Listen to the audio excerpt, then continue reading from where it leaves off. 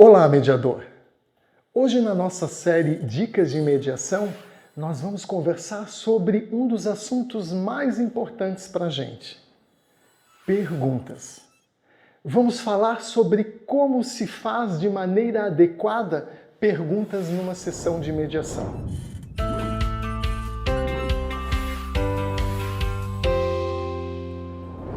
Perguntar. Pois é. Esse é um assunto de tanta importância para o mediador que eu diria que é quase como uma arte, a arte de perguntar. É um assunto que precisa ser exaustivamente estudado por aqueles que querem atuar como mediadores e principalmente para aqueles que querem conseguir algum destaque na mediação. A pergunta, ela vamos dizer assim, a principal intervenção que o mediador vai fazer ao longo do processo de mediação. Aliás, além de ser a principal intervenção, também é a mais importante. As perguntas são como se fosse o oxigênio das mediações. E então já fica aqui a primeira dica para você. Procure livros sobre negociação. A arte de negociar está intimamente ligada com a mediação. Em alguns livros de negociação, eu achei algumas perguntas fantásticas. Eu tenho elas, guardei elas no meu acervo. Aliás, não existe mediador sem um bom banco de perguntas. Você já tem o seu? Caso ainda não tenhas, comece hoje mesmo a fazer esse banco de dados. Guarde nele todas as perguntas que você encontrar em livros, aquelas que você perceber que estão sendo utilizadas por um outro mediador, aquelas que você já utilizou nas suas sessões e que funcionou, guarde-as, anote-as.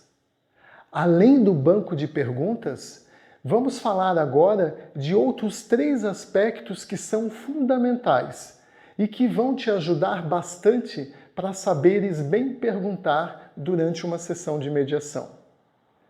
O primeiro ponto que eu quero conversar com você é sobre o timing. O mediador precisa saber o melhor momento para fazer a pergunta. Ele precisa saber o melhor momento para colocar determinada pergunta. E esse timing tem a ver com o percurso da mediação. Claro, a mediação é um processo e ela tem várias etapas.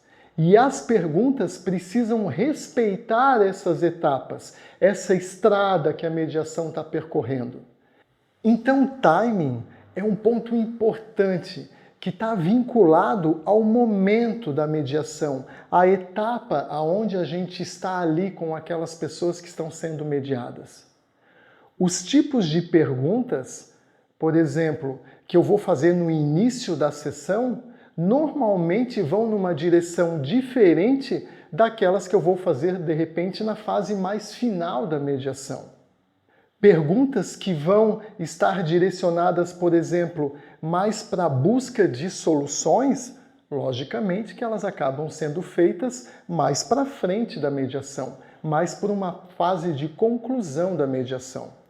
Quando a gente já ouviu as partes, quando a gente já entendeu qual é o problema e o que elas trazem e o que elas querem resolver.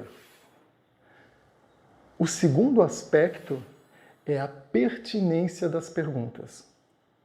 Qual é a pertinência daquela pergunta que vai ser feita pelo mediador naquele momento da mediação? Ela está sendo feita por quê? Qual a razão que está sendo colocada aquela pergunta? Qual o motivo? Aonde que o mediador está querendo chegar? O que ele está querendo explorar? Lembre sempre que perguntas fechadas vão te dar respostas sempre fechadas. E que se o mediador, por exemplo, está querendo gerar informação, produzir, estimular que as informações sejam trazidas para a mediação e colocadas à mesa, não é prudente fazer perguntas fechadas.